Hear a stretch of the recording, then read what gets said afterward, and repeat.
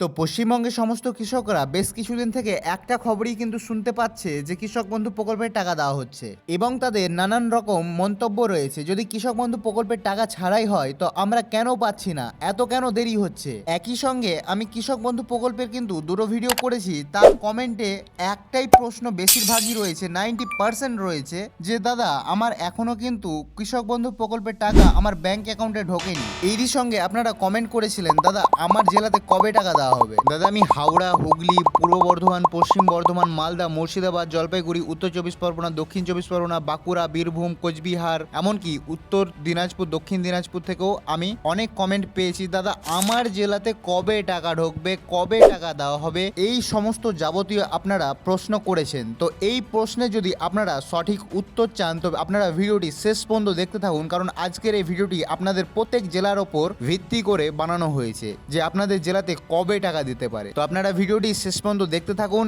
এবং ভিডিওটি দেখার পর আপনাদের যদি কোনো রকম কোনো সমস্যা থাকে তো কমেন্টে অবশ্যই জানাবেন। তো আর বেশি কথা না বলে ভিডিওটি শুরু করা যাক। তো ভিডিও শুরুর আগে আপনাদের কাছে একটি ছোট্ট রিকোয়েস্ট, যদি আপনারা আমার চ্যানেলে নতুন দর্শক হয়ে থাকেন তো চ্যানেলটিকে সাবস্ক্রাইব করে পাশে থাকা বেল আইকনটিকে অলে সেট করে দেবেন। তবে আসুন আমাদের ভিডিওটি শুরু করা যাক। তো দেখুন, অনেকের একটা প্রশ্ন রয়েছে যে দাদা আমি বারবার ব্যাংকে যাচ্ছি, আমি চেক করছি তো আমার কিন্তু টাকাটা এখনো ঢোকেনি কৃষক বন্ধু প্রকল্পে। তো তাদের জন্য আমি একটা কথা বলতে চাই যে এতদিন আপনারা যখন অপেক্ষা করেছেন তো আর বেশ কিছুটা দিন, হয়তো 3 থেকে 4 দিন আপনারা অপেক্ষা করুন, কারণ প্রতিটি ভিডিওতে বা প্রতিটি জেলার যে একটা হেড যে অফিস রয়েছে সে অফিসে কিন্তু প্রচন্ড এখন চাপ রয়েছে। কারণ আপনারা প্রত্যেকে জানেন যে ক্লাস 11-এ যে সকল ছাত্রছাত্রীরা রয়েছে তাদেরকে কিন্তু প্রতি বছরে মোবাইলে 10,000 টাকা অর্থাৎ তরুণের স্বপ্ন স্কিমের 10,000 টাকা করে দেওয়া হয়। সেটাকে ভিত্তি করে জানুয়ারি মাসের 8 তারিখে কৃষক বন্ধু প্রকল্পের টাকা এবং তরুণের স্বপ্ন প্রকল্পের টাকা দুটোকে একসাথে রিলিজ করা হয়েছে। কিন্তু তরুণের স্বপ্ন প্রকল্পের টাকা কিন্তু 8 তারিখ থেকে ঢুকতে শুরু করেছে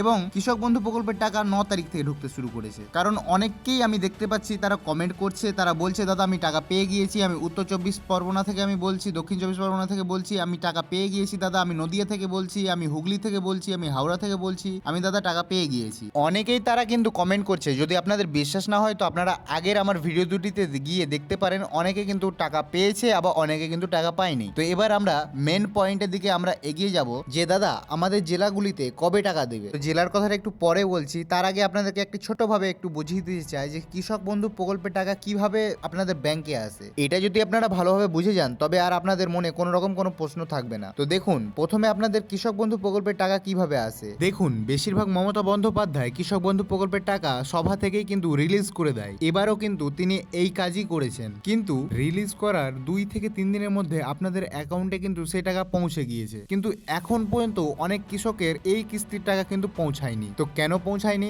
আসুন আপনাদেরকে প্রথমে বিস্তারিতভাবে জানিয়ে দিই। তার আগে আপনাদেরকে টাকার হিসাবটাকে বলি। মমতা বন্দ্যোপাধ্যায় প্রথমে কি করে, সভা থেকে টাকাটি রিলিজ করে, তারপরে কি করে প্রতিটি ডিস্ট্রিক্টে চলে যায়। একবারিতে তো 1,09,00,000 কৃষকের ব্যাংকে তো সাথে সাথে ঢুকে যাবে না, সেই ফান্ডটিকে প্রতিটি জেলাতে ডিস্ট্রিবিউট করে দেয় সমানভাবে, যে কোন জেলাতে কতটা কৃষক রয়েছে সেই হিসাবে প্রতিটি জেলাতে কিন্তু টাকা পৌঁছে যায়। তারপরে সেই টাকা কিন্তু 2-3 দিনের মধ্যে আপনাদের অ্যাকাউন্টকে ভেরিফাই করে ভালোভাবে সমস্ত স্ট্যাটাস সমস্ত ডিটেলস চেক করে আপনাদের অ্যাকাউন্টে পাঠিয়ে দেওয়া হয়। কিন্তু এবার কি হচ্ছে বিষয়টা, এবার হচ্ছে যে 8 তারিখ থেকে আপনাদেরকে আমি বললাম কৃষক বন্ধু প্রকল্প এবং তরুণের স্বপ্ন প্রকল্পের টাকা কিন্তু একসাথেই দেওয়া হয়েছে। তো এখন কি করছে, কৃষক বন্ধু প্রকল্পের টাকাটাকে হোল্ড করে রাখছে বা কিছু কিছু দিচ্ছে, ঠিক আছে, একবারই যে অনেকটা দিচ্ছে তাই না, কিছু কিছু ফান্ড দিচ্ছে। তারপরে আবার এখন বেশি ফোকাস করা হচ্ছে তরুণের স্বপ্ন প্রকল্পের 10,000 টাকাটির ওপর। প্রথমে তারা 10,000 টাকাটি দেওয়ার জন্য উদ্যোগে রয়েছে, কারণ আপনারা যতদিন থেকে ওয়েট করছেন কৃষক বন্ধু প্রকল্পের টাকা পাওয়ার জন্য তার চেয়ে বেশি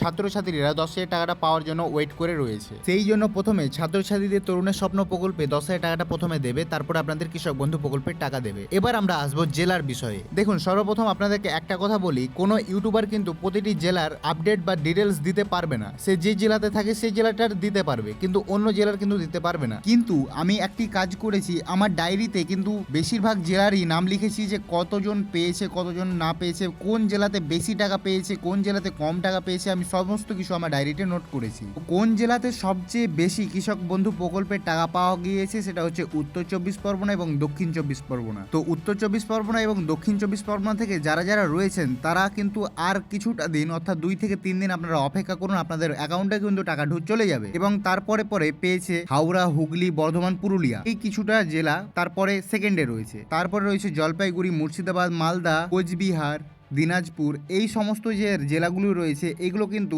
অনেকটাই লো ডিপার্টমেন্টে রয়েছে, অর্থাৎ এদের এখনো বেশিরভাগ কিন্তু টাকা পায়নি। ঠিক আছে, তো যে শেষ যে থার্ড পয়েন্টে যারা রয়েছে তারা কিন্তু টাকা পেতে হয়তো এক আধ সপ্তাহেরও বেশি লেগে যেতে পারে, এমনকি যারা ধরুন যে সেকেন্ডে রয়েছে তারা এক সপ্তাহের মধ্যে পেয়ে যাবে। তারপরে হয়তো যারা থার্ড পয়েন্টে রয়েছে যত মালদা, মুর্শিদাবাদ, এদের কিন্তু পেতে অনেকটাই দেরি লাগবে। ঠিক আছে, তো আই হোপ আপনারা বুঝতে পারলেন যে কোন কোন জেলাগুলো আগে পাবে, এবং যে যে জেলাগুলো আমার কাছ থেকে ছুটে গেল তারাও কিন্তু থার্ড পজিশনেই রয়েছে। ঠিক আছে, তো আই হোপ আপনারা সমস্ত কিছু তথ্য বুঝতে পারলেন। তো আজকের ভিডিও এখানে শেষ করছি। ভিডিওটি যদি ভালো লেগে থাকে তো অন্যের সুবিধাতে ভিডিওটিকে শেয়ার করে দেবে অন্য কৃষক বন্ধু প্রকল্পের যারা উপভোক্তা রয়েছে তাদের কাছে। তো আপনারা যদি চ্যানেলে নতুন দর্শক হয়ে থাকেন তো চ্যানেলটিকে সাবস্ক্রাইব করে আমাদের পাশে থাকবেন, কারণ আমি এরকমই ইনফরমেটিভ ভিডিও আমার চ্যানেলে দিয়ে থাকি। তো সবার আগে সমস্ত প্রকল্পের আপডেট পেতে চ্যানেলটিকে অবশ্যই সাবস্ক্রাইব করবেন। ধন্যবাদ।